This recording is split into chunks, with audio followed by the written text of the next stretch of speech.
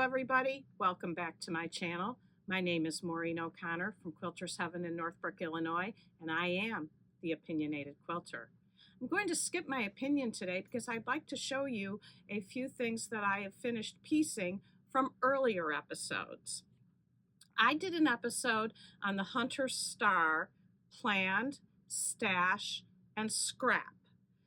Behind me I have a planned version, and this one is one where you had to really make sure that you had the right star points on the ends of the correct color of the half square triangles. This one is my scrap version, and that was from, if you recall, my stash of 5-inch squares. When I realized that the 5-inch Hunter Star block uses 5-inch squares for the half square triangles, I thought, perfect. If I have a pair of 5-inch squares, I can use one for the half square triangles and one square for the trapezoids. And after cutting the trapezoids, I had leftover half square triangles, and I had enough to cut 3 1.5-inch squares to finish to 1 inch. And I did show this earlier, but it now is bordered. I made this from the leftover half square triangles and 1.5-inch square pieces. This is that split 9 patch. I don't think I'd do a king size quilt of it, but an American Girl doll size worked great. And here I finally got 2 borders on this. A little busy. Not sure if I would do it again. I think I might do a little bit better with less prints and more looks like solids. But it's hard to believe that this is the same pattern as this is.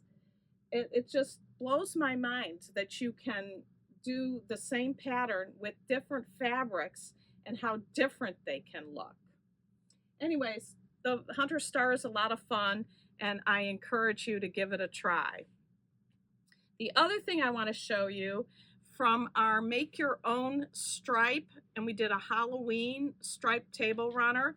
And if you recall, I cut 1.5 yards of each of the striped fabrics, the orange, the pumpkin, and the bats. I did only cut 1.5 full width of fabric strips for the green and the purple and just piece those together. I didn't want to piece the print fabrics. So after cutting the strips, I didn't really have any left of the orange. I made 4 kits for the table runner. I made 2 here. I have 2 still in kits. And when I got that done, I had a bunch left over of the bats and the pumpkins. Like I said, the orange was pretty much gone. But look what I have left. I have a big enough piece for a back for one out of the pumpkins, and I have a big enough piece of the back for the bats. So you might think cutting 1.5 yards of each of the fabrics could end up with a lot of waste, when in fact I'm going to have almost no waste with the 2 that I'm keeping for the shop.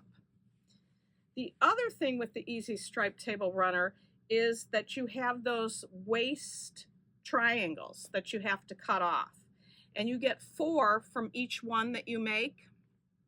So if you make 2, you have 8 triangles. So I will have 2 wasted, although I do have a plan in my head how to use them, but for now they're just in the scrap heap. But you can put your 6 of your triangles together and make this great candle mat. So there won't be as much waste from the leftover triangles if you decide to use them. So that's what I've made from earlier episodes. I will keep updating you on those, but for now, let's get to today's episode. Today is episode 31, Log Cabin Quilts. What's the best way to make them? There's essentially 2 different ways to make the log cabin quilts. One is you pre-cut all your pieces to size first. The other way is to build your units and sew them onto strips. Sew them off first, then cut them to size. There are two ways to cut to size. One is where you take your fabric, you have your selvage up at the top, fold down at the bottom, you cut your strips full width of fabric, and then you subcut to the size that you like. Judy Martin, who to me is the queen of log cabin quilts, she's got a couple great books. I highly recommend you looking at them. They have some really cool log cabin variations. But she does hers differently. She suggests you cut half-yard pieces, or you can use fat quarters. If you have a half a yard, you'd have 18 inches by full width of the fabric this way, and you cut lengthwise grain. She does this because she says it's a more stable grain. And with all her star points and variations on it, I can see why she likes this method. However, I am one who wants to sew first and trim down later. And I use the Creative Grids Log Cabin Trim Tool. They have this 8-inch version, which is what I'm going to show you today.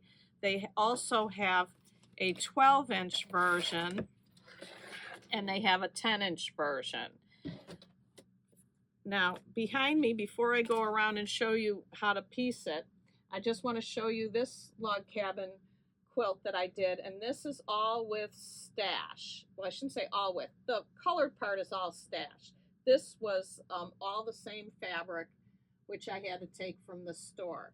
But everything else is stash. And the one thing that you might notice is I've got this orange up here.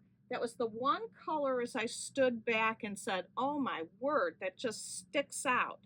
So what I did to solve the problem there is I had 4 blocks with the orange in it, and I put them in the 4 corners to try to kind of balance it out so it wasn't sticking in here and just popping out at you. So I love that log cabin. This is the log cabin that I'm going to show you today. I have a customer who's donated a bunch of fabric to us for Project Linus, and I thought, what can I make with it? And I decided to do the log cabin. This is only 16 blocks, 4 by 4. I have more that I'm going to show you the process of making it to make another row on the bottom here and another row on the top there. Quick change of plans. We decided rather than to go to the table to swap out the whiteboard for the bulletin board. The way I construct the log cabin, rather than cutting all the pieces to size first, is to sew units to the full width of fabric logs and then cut apart. And I use the Creative Grids Log Cabin Trim Tool, and this is the 8-inch size. They have a 10 and a 12-inch size, but for the child size quilt that I was making, the 8-inch size is what worked for me. So in this size, we use a 2.5-inch center square and 1.5-inch logs. So I cut my logs, both the color, the dots, and the background fabric, 1.5 inches. Now in the instructions in this ruler, you can have them wider because you do trim down after each set of 4 logs are added. But I decided I just wanted to cut 1.5 inches. I didn't want to cut more and use more fabric and have more waste. So to start with, I take a strip of 2.5 inches for my center square and 1 full width of fabric strip of my first log, the purple dot, and I sew it together traditionally all the way down the strip. Then I press, so I get something that looks like this. And then I cut, oops, wrong ruler. I cut 2.5 inches, cut all the way across, and from a full width of fabric, you get 16 2.5-inch cuts. So depending on how many blocks you make, you can calculate how many of these beginning strip sets you need. Now, you take your first piece that you've cut off, and you always want the last log you added at the bottom. So now my second log of the purple, I would take my center square in the first logs and line them all up and sew down, leave a little space in between so you can cut them apart, but just keep going till you have all your pieces sewn on. And then you will have a piece that looks like this. And then you're going to press that. So now your 2 logs are on for the first set. And you don't have to worry about the left side because that's on the outside, and you're going to cut that, trim that down after you get the first 4 logs on. So all you have to do is take your ruler and cut on the right side. So you'd line this up even, cut, line this up even, cut, and you're going to end up with a piece that looks like this. This side is even because that's where you're going to add your next log, and this side you don't care about. So now you take that piece, and I'm going to reach across here, and you're going to take that, and again, with the last log you added, lay that on your next log, which is a background strip, and you're going to do the same thing you did before. Sew all the way down, get all the logs added to your center and 2 log pieces, leave a little space in between, and then you're going to end up with a piece that looks like this. And then you're going to do the same thing. Cut apart on the right side, and you're going to take this piece then and add it to a background piece. So now you have a piece that looks like this. Same thing. You cut here. You don't worry about here. Now, this is the first trim. You've got 4 on here. And we're going to show you the trims. This we're going to trim. Then you're going to add the 2 yellow logs, 2 more background logs, and we're going to trim again. And then we're going to add the red 2 logs and the 2 background logs to finish it out. And they're added all exactly the same way as we did these. So I don't think I need to show you that. It's always the last log you added to the bottom, and it will be 2 colored logs, 2 background logs, 2 colored logs, 2 background logs. I would suggest you make 1 first so that as you're doing your units, you can compare to the correct one rather than do a whole 16 and have 1 log put in the wrong direction. That would not be good.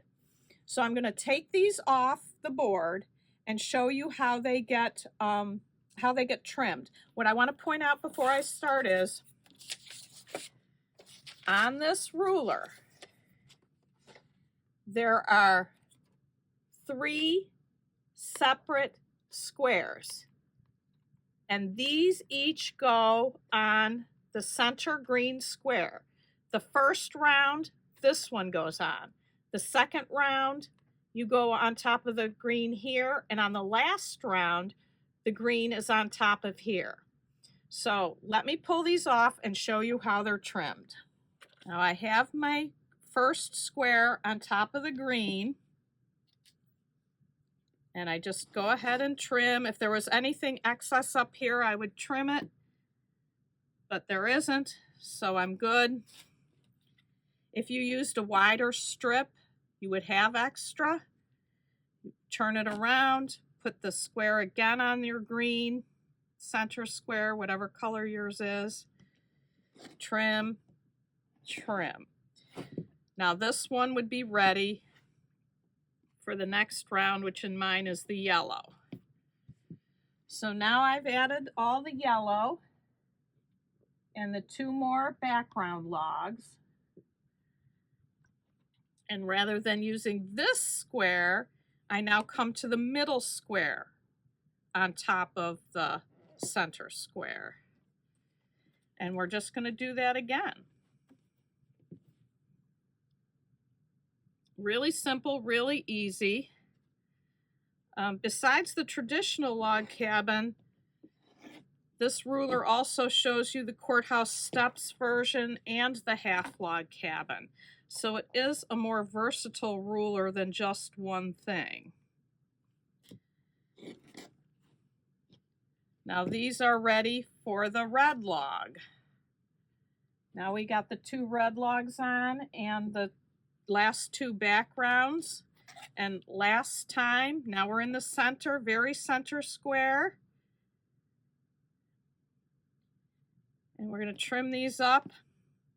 And I'll tell you, using this method, my blocks went together absolutely beautifully. Just came together, everything met. It's quite nice when everything meets. Oh, and I don't think I talked about pressing directions. The pressing directions don't really much matter. It's however you like to do it. But on this last log added here, half need to be pressed up towards the block and half needs to be pressed away so that they'll all meet together.